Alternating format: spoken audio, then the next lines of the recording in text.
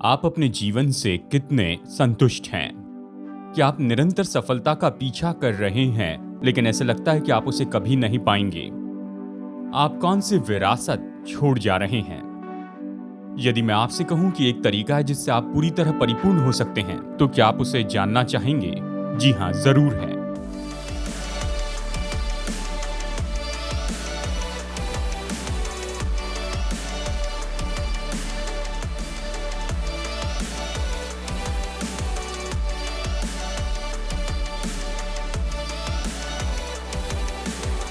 Hello, मैं हूं David Jeremiah. आज मैं आपको एक सच्चाई बताऊंगा जो शायद विरोधी सुनाई दे, लेकिन ये आपको आनंद से भरेगी जिसे कोई परिस्थिति नहीं बदल सकती है। अगर आप अपने दृष्टिकोण को बदलकर सेवकाई के दृष्टिकोण से जीवन को देखें, तो आप वो परिपूर्णता पाएंगे जो हर एक मनुष्य खोज रहा है। तो मेरे साथ में जुड़ जाइए जैसे हम अध्ययन करने किसे कैसे करें आज के एडिशन में, यहाँ दिशा परिवर्तन में।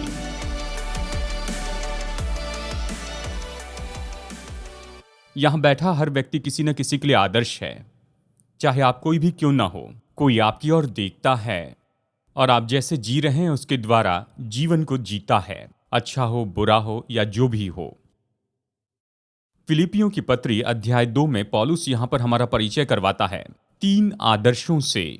सबसे पहले खुद प्रेरित पौलुस, जो हमारे लिए बलिदान के जीवन के लिए आदर्श है, और फिर जवान तिमोथियुस, पौलुस का चेला, जो हमें दिखाता है कि सेवा का जीवन कैसे जिए, और फिर एक आदमी जिसका नाम उच्चारण करना मुश्किल है, इपफ्रुदीतुस, जो हमें दुख उठाने के बारे में सिखाता है।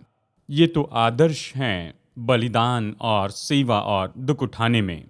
हम प्रेरित पौलुस से शुरू करेंगे क्योंकि वचन 17 उसी से शुरू होता है। और वचन 17 में वो ये कहता है, जैसे फिलिपियों के विश्वासियों को लिखता है, हाँ, यदि मुझे विश्वास रूपी बलिदान और सेवा के साथ अपना लहू भी बहाना पड़े तो भी मैं आनंदित हूं और तुम सबके साथ आनंद करता हूं। वैसे ही तुम भी आनंदित हो और मेरे साथ आनंद करो, वो कहता है। अब इस वचन के भाग का हम अध्ययन कर रहे हैं। इसमें से 6 वचन तो तिमोथियुस और इपफ्रुदीतुस के लिए लिखे हैं, और केवल 2 वचन यहाँ पौलुस के बारे में बताते हैं। ये मुझे दिखाता है कि वो पीछे हटा। लेकिन ये अद्भुत बात है कि इन 2 वचनों में प्रेरित पौलुस के बारे में लिखा है। यहाँ पर आनंद या आनंदित होना शब्द 2 बार आया है, जैसे कि पौलुस बलिदान के बारे में कह रहा है। कितने लोग जानते हैं कि आनंद या आनंदित होना और बलिदान ये शब्द एक वाक्य में नहीं आते हैं, ये एक दूसरे से जुड़े नहीं हैं। आइए कुछ पल देखते हैं, इसके पहले कि मैं आपको इस वचन के भाग के बारे में समझाऊं और उस सच्चाई के बारे में आपको बताऊं जिसके बारे में मैं सोचता हूं कि उसके बारे में देखना हमारे लिए योग्य है। मुझे पता नहीं आप उन लोगों से क्या कहेंगे जो कहते हैं कि चर्च में अगर इतने ढोंगी लोग नहीं होते तो वो भी चर्च में आ जाते।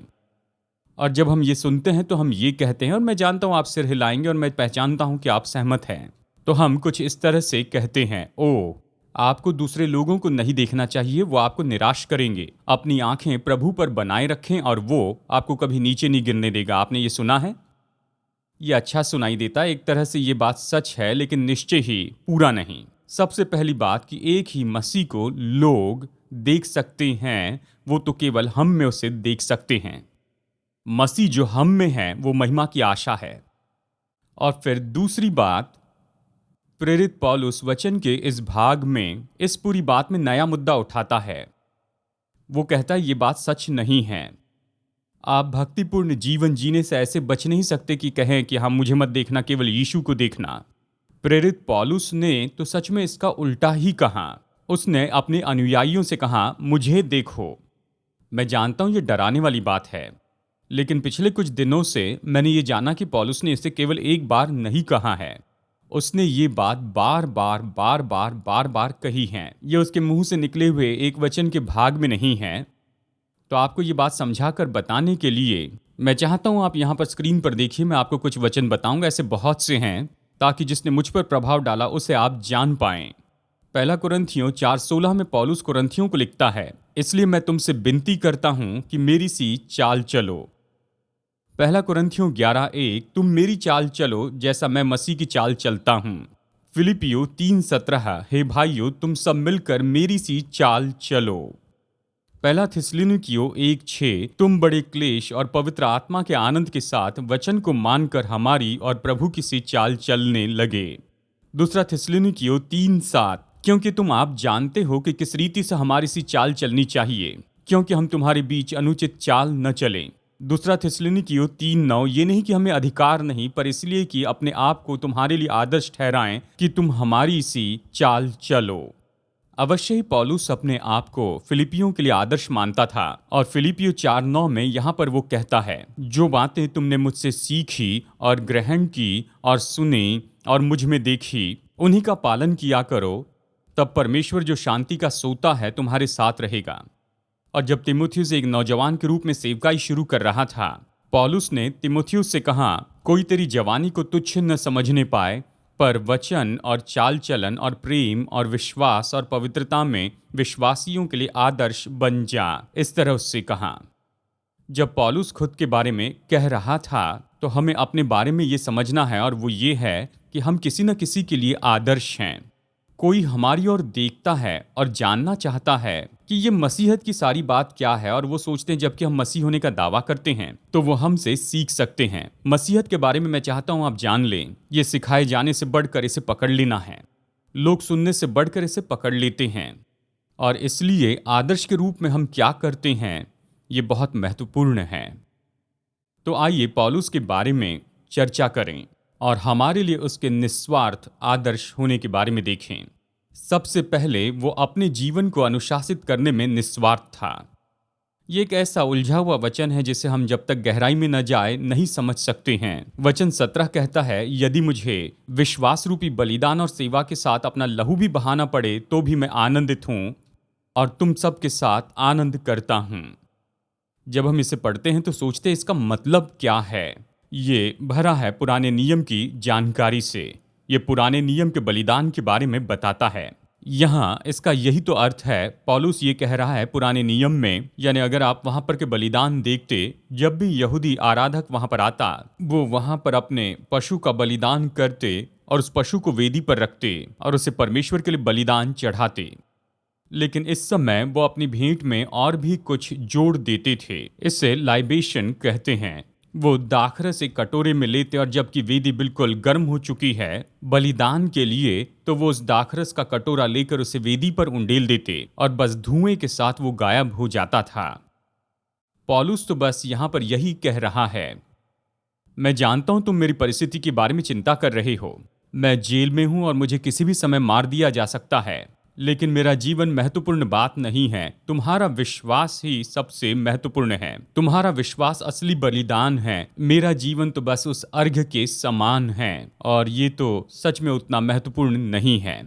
ऐसे युग में जहां सब लोग खुद को बढ़ावा दे रहे हैं और हर कोई ऐसा कुछ बनने की कोशिश कर रहा है जो कि वो है ही नहीं, पौलुस यहाँ पर हमें एक आदर्श दे रहा है। वो तो इसे महत्वहीन देखता है जब उसकी तुलना फिलिपियों के विश्वासियों की आत्मिक जरूरत से की जाती है, और वो आनंद मनाता है जैसे याद करता है कि उनके लिए उसने कैसे अथक परिश्रम किया है। हाँ, वो जेल में था और ये भी बात सच है कि उसे मार दिया जाना था, लेकिन पौलुस के लिए ये तो केवल अर्घ्य देने जैसे था। असली बलिदान तो फिलिपियों के चर्च की सेवकाई थी, जिन्हें उसने ये पत्री लिखी।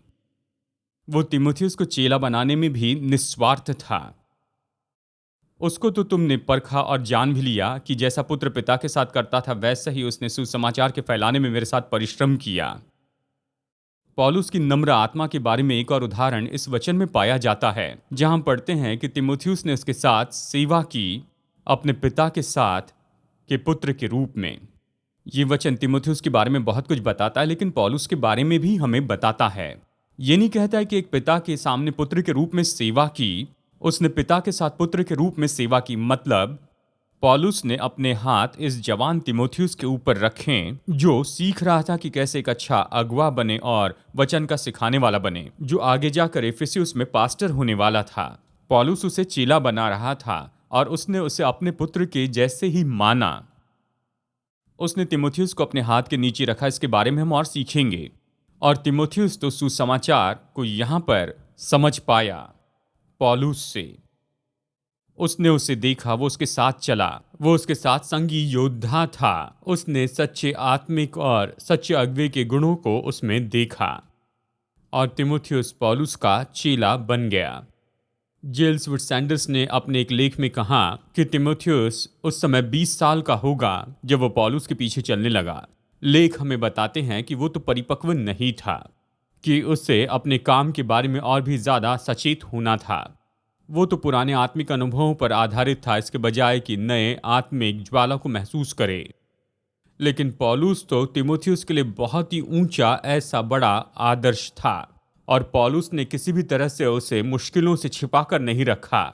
पौलुस ने उसे ऐसी जगह पर रखा जहां पर वो ताना गया, ताकि वो पूरी तरह से मजबूत हो जाए। वो बिना हिचकिचाए उसे ऐसे कामों के लिए भेजता था जो कि उसके मनुष्य की योग्यता से परे था। इसके बिना वो किस तरह से महान क्षमता को बना सकता था कि उन कामों को पूरा करे जो कि उसकी सीमा से उसे पार ले जाएं। अपने शिक्षक से तिमोथियुस ने सीखा कि कैसे संकट से निपटा जाए, कि कैसे समस्या हल करें और कैसे मुश्किलों में से पार चले जाएं। उसने ये सीखा कहीं पढ़कर नहीं, लेकिन किसी को देखकर सीखा। किसी के जीवन को आदर्श के रूप में उसने देखा, क्योंकि वो उसके साथ पिता के पुत्र के जैसे था। पौलुस अपने जीवन के लिए अनुशासन में निस्वार्थ था। वो तो केवल एक अर्घ था। तिमोथियुस को चेला बनाने में वो निस्वार्थ था। वो फिलिपियों के साथ व्यवहार करने में निस्वार्थ था। देखिए वचन 17 फिर से वो कहता है, यदि मुझे विश्वास रूपी बलिदान और सेवा के साथ अपना लहू भी बहाना पड़े तो मैं आनंदित हूं। तो भी मैं आनंदित हूं और तुम सब के साथ आनंद करता हूं। देखिए पौलुस ने फिलिपियों के अपने मित्रों को देखा कि वो उसके पास जो कुछ भी उसमें सबसे उत्तम के योग्य हैं। ये दिलचस्प बात है, जब पौलुस ने ये पत्र लिखी तो वो तो रोम में एक जेल में था, और फिलिपियों की कलीसिया के द्वारा तिमोथियुस उसके पास भेजा गया कि वो उसे प्रोत्साहित करे। और जबकि तिमोथियुस वहां पर था, मैं निश्चय जानता हूं कि पौलुस ने उसकी उपस्थिति का बड़ा आनंद उठाया। लेकिन पौलुस समझ गया कि फिलिपियों की कलीसिया को तिमोथियुस की अगुवाई चाहिए, तो वो खुद वहां पर तिमोथियुस को आगे वहां पर भेज देता है। पौलुस तो फिलिपियों के लिए अपना प्राण देने को तैयार था। वो उनके लिए मरने को तैयार था। वो तिमोथियुस को लिखता है, वो कहता है, क्योंकि अब मैं अर्घ के समान उंडेला जाता हूं और मेरे कूच का समय आ पहुंचा है। अब ये वचन फिलिपियों 2 के संदर्भ के साथ, ये ऐसी जगह जहां पर आप देखते हैं कि अर्घ जो है ये तो मृत्यु को दर्शाने के लिए बताया गया है। इन 2 वचनों को छोड़कर बाइबल में ये और कहीं पर नहीं है। और ये सच में बहुत ही दिलचस्प ऐसा वाक्य है। हम अपनी मृत्यु के बारे में सोचते हैं कि ये तो बहुत ही मुश्किल है। पौलुस कहता है नहीं, सुसमाचार की ज्योति में, बलिदान और चर्च की ज्योति में, बाकी सब की ज्योति में मेरी मृत्यु तो कुछ भी नहीं है। वो अद्भुत व्यक्ति था। वो परमेश्वर की इच्छा निर्धारित करने में निस्वार्थ था। हम वचन 23 और 24 में देखते हैं, पौलुस चाहता है कि वो जाकर फिलिपियों से मुलाकात करें। याद रखिए वो जेल में था, उसे पता नहीं था कभी बाहर आएगा। वो उन्हें बताना चाहता था कि वो उनसे मिलना चाहता है, और वो ये बताता है और तिमोथियुस को भेजता है। बड़े दिलचस्प तरीके से वो बताता है। वचन 23 और 24 में कहता है, मैं उसे तुरंत भेज दूंगा और मुझे प्रभु में भरोसा है कि मैं आप भी शीघ्र आऊंगा। मैं शीघ्र आऊंगा। ये दिलचस्प है, हम ऐसी बातें नहीं करते हैं। मेरे आने की राह देख रहे हो, मैं जल्दी आऊंगा। तिमोथियुस चाहिए, मैंने भेज दिया है। पौलुस ने अपने जीवन में सब परमेश्वर की इच्छा के अनुसार ही देखा। मैं पीछे मुड़ के देखता हूं कि अगर मैं पहले जानता तो इससे भी बहुत अच्छा काम कर सकता था। यानी अगर आप अगवे हैं और आप टाई पे हैं, तो फिर आप जानते हैं कि बुरा निर्णय लेने से तो अच्छा है कि कोई भी निर्णय न ले। क्या आपने इसके बारे में पहले सुना है? ये सच नहीं है। गलत निर्णय लेने से आप बड़ी मुश्किल में फंसते हैं। अगर आप विश्वासी हैं तो पौलुस से सीखना होगा। सुनिए क्या कहता है, मैं प्रभु में आशा करता हूं, भरोसा रखता हूं। मैं ये निर्णय लेना चाहता हूं और तुम इसके बारे में जल्दी ही जान लो। उसके लिए सब कुछ मसीह यीशु के बारे में था, सब कुछ सुसमाचार के बारे में था, और वो खुद के बारे में भूल जाता था। यही इच्छा हम में भी हो। तो आइए तिमोथियुस को देखते हैं, जो सेवा का आदर्श है। वचन 19 से हम उसके बारे में पढ़ते हैं। पौलुस कहता है, मुझे प्रभु यीशु में आशा है कि मैं तीमुथियुस को तुम्हारे पास तुरंत भेजूंगा ताकि तुम्हारी दशा सुनकर मुझे शांति मिले।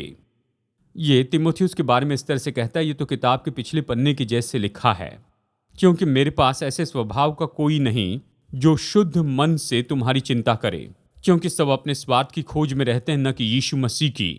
पर उसको तुमने परखा और जान भी लिया है कि जैसा पिता पुत्र के साथ रहता है, वैसे उसने सुसमाचार फैलाने में मेरे साथ परिश्रम किया है। जो ही मुझे जान पड़ेगा कि मेरी दशा क्या है, मैं आप भी शीघ्र आऊंगा, वो कहता है। अब ये माना जाता है कि पौलुस की पहली मिशनरी यात्रा में वो तीमुथियुस से मिलता है, और उस समय तीमुथियुस के बदलाव के लिए पौलुस तो निश्चय कारण था। पौलुस तीमुथियुस को अपने पुत्र के रूप में मानता था, और आप सोचते हैं कि अगर आप मसीह में किसी को लेकर आए तो वो आपके पुत्र के जैसे होता है। अगर किसी को आप परिवार में लेकर आते हैं तो वो आपका पुत्र हो जाता है। आज इस कमरे में मेरे ऐसे कुछ बेटे और बेटियां हैं। ये मेरे लिए बड़ा सौभाग्य है कि मैं लोगों को मसीह यीशु के पास में लेकर आया और उनके उद्धार में मेरी भूमिका रही है। खैर, पौलुस तीमुथियुस के लिए जिम्मेदार था और वो यीशु मसीह का अनुयायी हो गया। और जब पौलुस दूसरी मिशनरी यात्रा पर था तो वो तीमुथियुस के पास में आकर उसे चुनता है कि उसके सहायक के रूप में वो उसके साथ जुड़े। वो कहता है, ऐसे स्वभाव का कोई नहीं तीमुथियुस के जैसे। जिस शब्द का वो उपयोग करता है वो तो ये है, एक ही जैसे प्राण का। आज हम कहेंगे तीमुथियुस मेरे प्राण का मित्र है। मैं जो हूं वही तीमुथियुस भी है, बस दूसरी देह में है। वो मेरे मूल्यों को दर्शाता है, वो मुझे दर्शाता है। मैं नहीं आ सकता, इसलिए तीमुथियुस को भेज रहा हूं। मैं सबसे उत्तम तुम्हारे पास भेज रहा हूं, क्योंकि मैं खुद नहीं आ पा रहा हूं। वो कहता है उसके जैसा कोई भी नहीं है। और तीमुथियुस अपने लोगों के लिए स्वाभाविक रूप में परवाह करता था। वचन 20 में ये कहता है, तीमुथियुस जो शुद्ध मन से तुम्हारी चिंता करे, वो तुम्हारी परवाह करता है। पौलुस कैसे जानता था? वो तीमुथियुस को जानता था। वो जानता था तीमुथियुस में उसका दिल है। यह आनंद की बात है कि आपके साथ में कोई ऐसा व्यक्ति है जो आपके दिल को जानता है, जो आपके दिल को दर्शाता है। जब लोग आप पर दोष लगाते हैं तो वो आपके सामने आकर खड़ा हो जाता है। वो आपके लिए बोल सकता है और आप जानते हैं कि वो सच्चाई से बोलेंगे और आप तो उनके हाथों में सुरक्षित रहते हैं। तीमुथियुस ऐसा व्यक्ति था जो पौलुस के साथ में था। वो भला व्यक्ति था और वो तो पौलुस का एक चेला था। संदेश खत्म करने के पहले आखिरी व्यक्ति को देखें, और ये है इपफ्रुदीतुस। ये दुख उठाने का आदर्श है और यह हमें एक बुनियादी पाठ सिखाता है कि जीवन और सेवकाई न आसान रहे हैं, न कभी होंगे और न कभी भविष्य में रहेंगे। वचन 25 से आगे पौलुस उसके बारे में लिखता है। पौलुस कहता है, पर मैंने इपफ्रुदीतुस को, जो मेरा भाई और सहकर्मी है और संगी योद्धा और तुम्हारा दूत है और आवश्यक बातों में मेरी सेवा टहल करने वाला, तुम्हारे पास भेजना अवश्य समझा। इस कारण वो व्याकुल रहता था, क्योंकि तुमने उसकी बीमारी का हाल सुना था। वो बीमार था, परंतु परमेश्वर ने उस पर दया की, और केवल उस पर ही नहीं पर मुझ पर भी, कि मुझे शोक पर शोक न हो। इसलिए मैंने उसे भेजने का और भी यत्न किया कि तुम उससे फिर भेंट करके आनंदित हो जाओ और मेरा भी शोक घट जाए। इसलिए तुम प्रभु में बहुत आनंद के साथ भेंट करना और ऐसों का आदर करना, क्योंकि वो मसीह के कामों के लिए अपने प्राणों पर जोखिम उठाकर मृत्यु के निकट आ गया था, ताकि जो घटी मेरी ओर से हो उसे पूरा करे। अब ये सारी बातें जो पौलुस, तीमुथियुस और इपफ्रुदीतुस के बीच में हुई, पौलुस जेल में था और फिलिपियों के लोग फिलिपी में थे। उन्होंने तीमुथियुस को भेजा और फिर वो वापस आता है। ये पत्री, जिसे हम फिलिपियों की पत्री के नाम से जानते हैं, ये तो फिलिपियों में इपफ्रुदीतुस ने दी। पौलुस ने इपफ्रुदीतुस को भेजा और वो अपने साथ ये पत्री लाया। और बाइबल कहती, जब इपफ्रुदीतुस पौलुस के पास में वापस आया, जब वो वहां पर था तो बहुत बीमार हो गया। सच में वचन कहता है कि वो तो बिल्कुल मरने पर था। वो मरने पर था। और खैर देखिए, यहाँ पर पौलुस रोम में था और ये खबर अभी फिलिपियों में फैल गई थी, और फिलिपियों के लोग तो चिंता से भर गए थे, क्योंकि उनका भाई इपफ्रुदीतुस तो रोम में था और ऐसे दिख रहा था कि वो जीवित नहीं रह पाएगा। वो चिंतित थे। इपफ्रुदीतुस इस बात को सुनकर चिंतित होता है कि वो चिंतित हो गए हैं।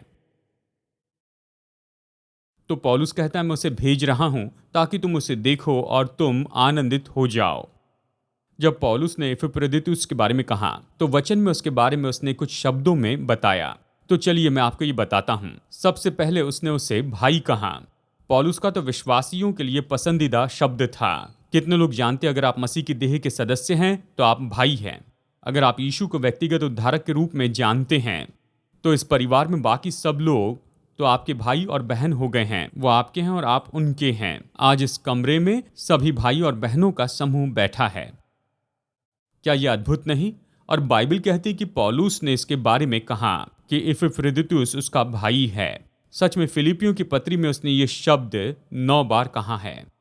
और फिर वो उसे और भी कुछ कहता है, वो उसे संगी सहकर्मी कहता है। ये शब्द भी पौलुस को पसंद था, उसने कई बार इसका उपयोग किया है। पौलुस कहता है इपफ्रुदीतुस तो मेरा भाई है, वो मेरा सहकर्मी है। और महत्वपूर्ण बात कहता है, वो कहता है मेरा संगी योद्धा है। कितने लोग जानते हैं केवल सहकर्मी होना ही काफी नहीं और आपको योद्धा भी होना है। और खास करके आज अगर आप सेवकाई में जुड़ते हैं तो ये मत सोचिए कि पार्क में टहल रहे हैं। सच में अगर आप सोच रहे हैं कि आप सेवक हो जाएंगे, अगर आप ये सोच रहे हैं सेवकाई में आना चाहते हैं, तो निश्चित कर लीजिए कि परमेश्वर आपसे ये कह रहे हैं, क्योंकि अगर निश्चित नहीं है तो आप बने नहीं रह पाएंगे। मैं यहाँ शिकायत नहीं कर रहा हूँ, मेरा काम मुझे पसंद है, मेरे जीवन में मैं और कुछ नहीं करना चाहता हूँ। लेकिन मैं आपको ये भी बता दूं कि यह आसान काम नहीं है। और देखिए, हर साल बाइबल का ज्ञान पाते हुए और विश्वास के द्वारा तसल्ली पाता हूँ। इवेंजेलिकल चर्च के पास्टर के रूप में ये तो पहले से भी ज्यादा जोखिम भरा है। पौलुस इपफ्रुदीतुस को चैंपियन कहता है क्योंकि वो केवल उसका भाई ही नहीं है, वो उसका सहकर्मी भी है, लेकिन संगी योद्धा है। वो विश्वास में उसके साथ सिपाही बना रहा और शैतान की युक्तियों के विरुद्ध में खड़े रहा। इपफ्रुदीतुस के बारे में ये 3 विवरण उस व्यक्ति के बारे में कहते हैं जिसके बारे में आप समझ सकते हैं ये पौलुस के लिए बहुत ही महत्वपूर्ण था। पौलुस की सेवा करते हुए इपफ्रुदीतुस ने दुख उठाया। बाइबल हमें बताती है कि वो बीमार पड़ा और वो तो मरने पर था। ये शब्द कि उसने अपने प्राण की परवाह नहीं की, जो कि वचन के अंत में है, ये ग्रीक शब्द से आता है जो है पैराब्लूमाए। नए नियम में ये केवल एक बार उपयोग किया गया। अपने प्राण की परवाह नहीं की। दूसरे शब्दों में इपफ्रुदीतुस अपनी जान को जोखिम में डालता, अपने जान का जुआ खेलता है कि उस काम को पूरा करे जिसके लिए प्रभु ने उसे बुलाया था। शुरू के विश्वासी जो लोग अपनी जान जोखिम में डालते थे उन्हें कहते थे पैराब्लूमाइने। और ये शब्द दिलचस्प है क्योंकि सच में इसका अर्थ है जुआ खेलने वाला या जोखिम उठाने वाला। अक्विला और प्रिसिल्ला निश्चय इस समूह के सदस्य थे। पौलुस रोमियो 16 में उनके बारे में लिखता है, प्रिस्का और एक्विला को जो मसीह में मेरे सहकर्मी हैं नमस्कार। उन्होंने मेरे प्राण के लिए अपना ही जीवन जोखिम में डाल दिया था। मुझे ये करने के लिए नहीं कहा गया, मैं ये जानता हूं। लेकिन आज जो कुछ भी संसार में हो रहा उसे मैं जानता हूं और मैं जानता हूं कि मुझे निश्चय इसके बारे में कहा जाएगा। भाइयों और बहनों, हम जिस परंपरा में जी रहे हैं, विश्वासी होना तो इसमें और भी मुश्किल हो गया है। मसीह के अनुयायी होकर स्वीकार किए जाना मुश्किल है। परंपरा के अनुसार इसके बारे में हम ज्यादा बोलते न जाएं, नहीं तो आपको स्वीकार नहीं करेंगे।